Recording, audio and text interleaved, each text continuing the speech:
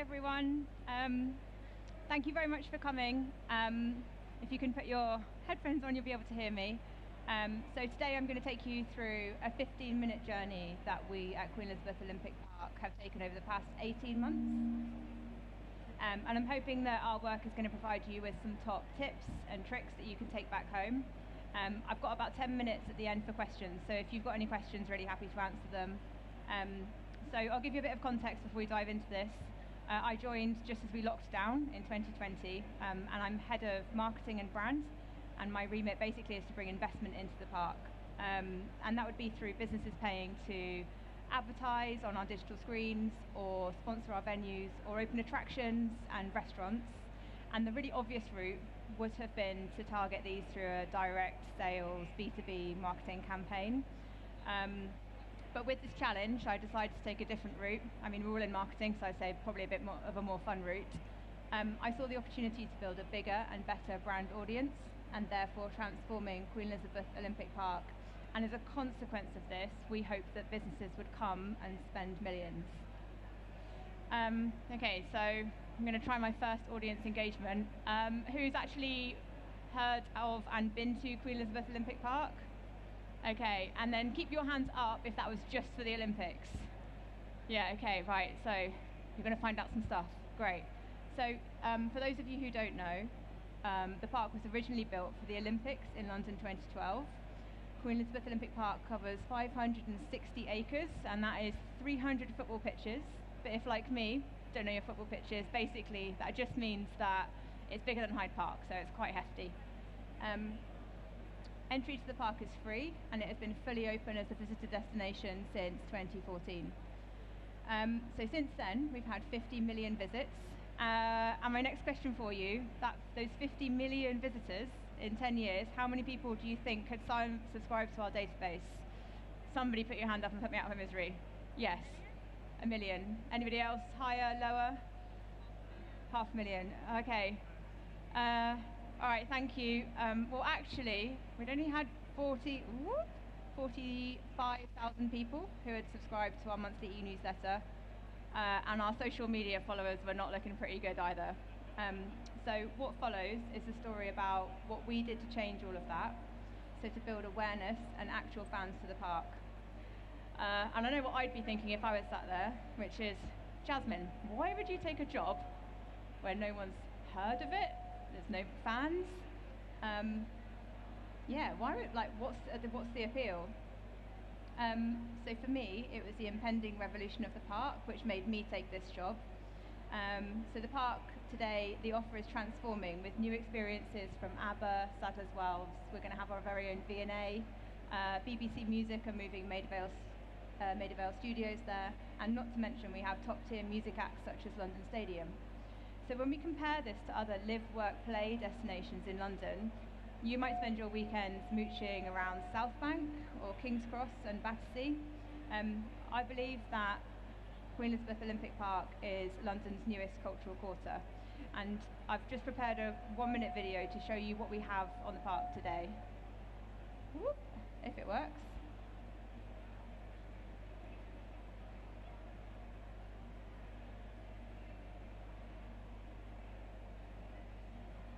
I'm going to skip it, but I'll show you guys at the end if we have time.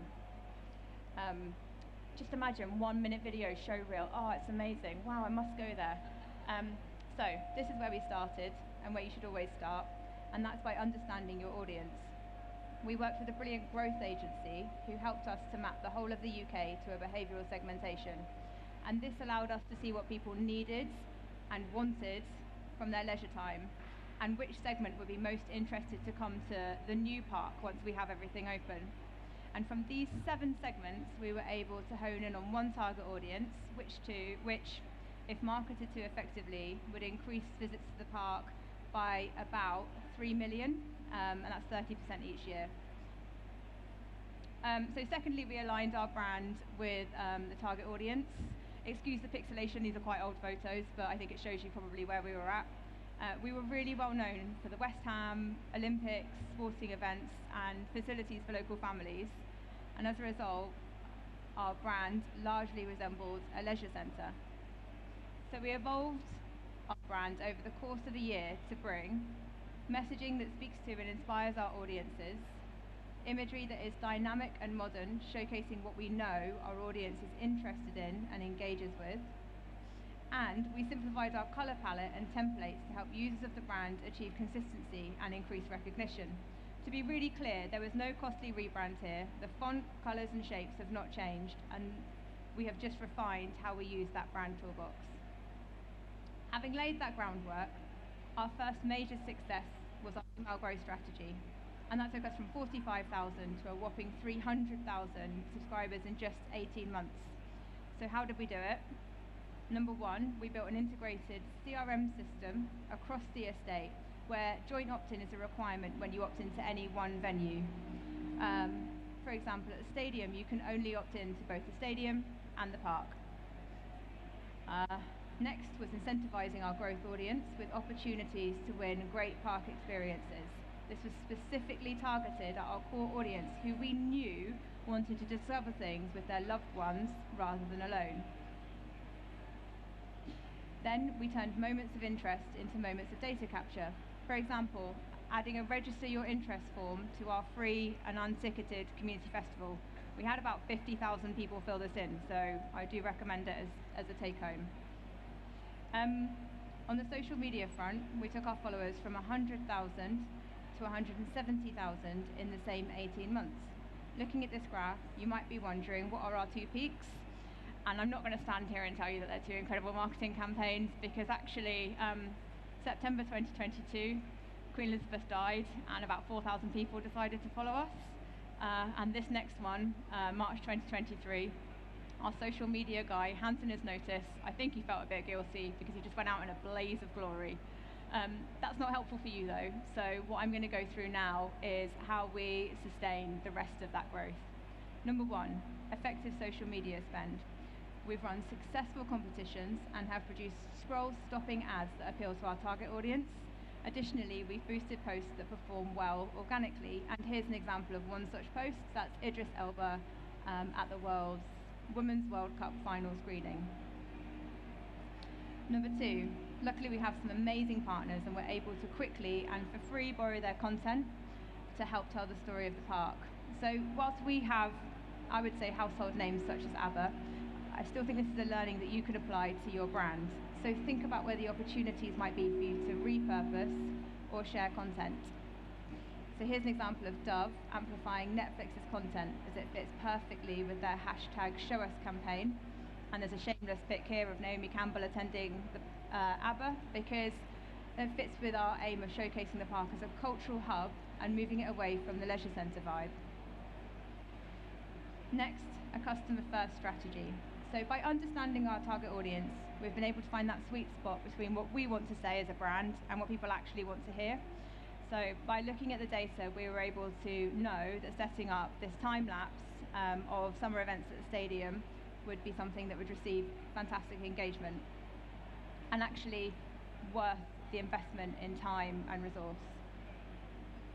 And finally, keeping up to date with social media trends and algorithms is just as important as delivering high quality content to achieve growth. For example, we find Instagram favors branded reel content, so we need to make sure that we deliver as many high quality reels as resourcefully possible, whilst also making use of things like trending sounds and songs. What you can see here is TikTok. We find that TikTok prefers fairly unbranded, raw and authentic, and remember that what might work for one channel doesn't necessarily work for all. Okay, so just yesterday we launched a new website, literally yesterday, still getting over it. Hopefully you can see the difference between the two. We found that 80% of website visitors are looking for things to do on the park. So by making that information both easier to find and more compelling, we're set to dwell footfall and dwell time significantly. You don't need to create a whole new website, although hopefully you agree that we really needed to. You can apply this thinking to your strategy by defining what is it that your web users are looking for and make it easier to find. Just like we're serving people other things that you can visit on each event page, here's a classic upsell example from Pro Flowers. It's the opportunity to add on relevant gifts such as a card and a balloon.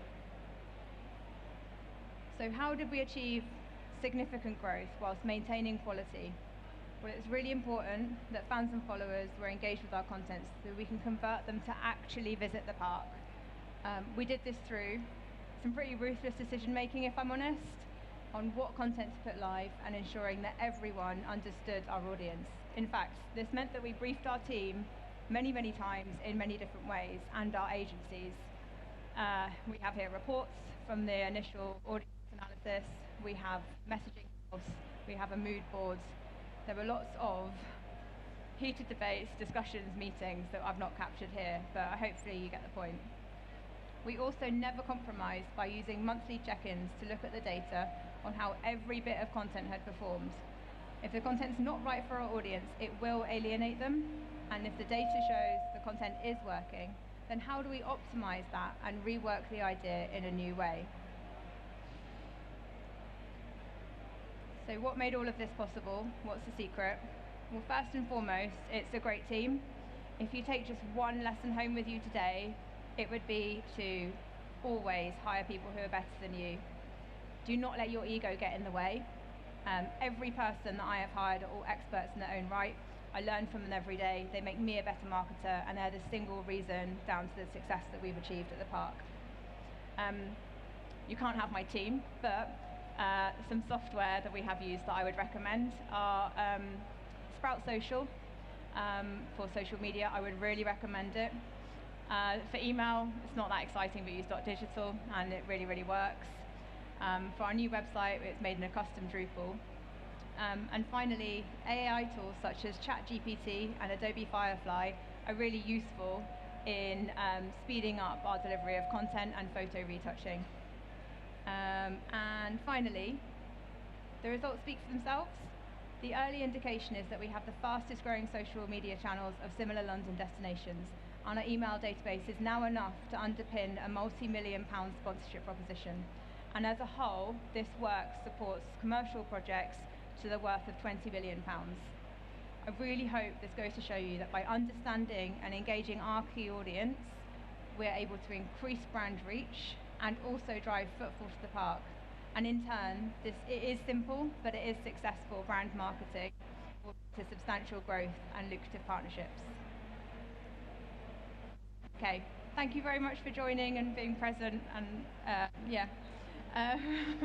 well, thanks.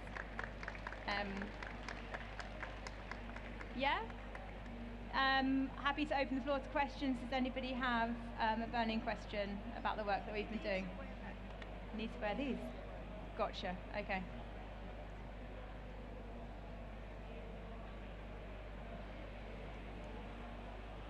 Yeah. Hello, you did mention core audience and target audience in this talk. How are they the same thing, and how did you achieve or know your target audience? So we worked with an agency to go out and essentially conduct a huge survey across the UK, which asked people questions about their leisure time, so what they needed and what they wanted. And from that, we were able to produce 7 different segments that are bespoke to our business. If you're taking this learning home, I would say to work with an agency to make sure that, well, I would say rather than getting a demographic segmentation, I would use a behavioural one, because that is, I mean, for me, what I live and breathe and like is not going to change when I'm 50, 60, 70. And therefore, it doesn't matter where I live or how old I am. If I'm interested in one brand, I'm probably going to follow that brand for a significant amount of time if I really identify with it.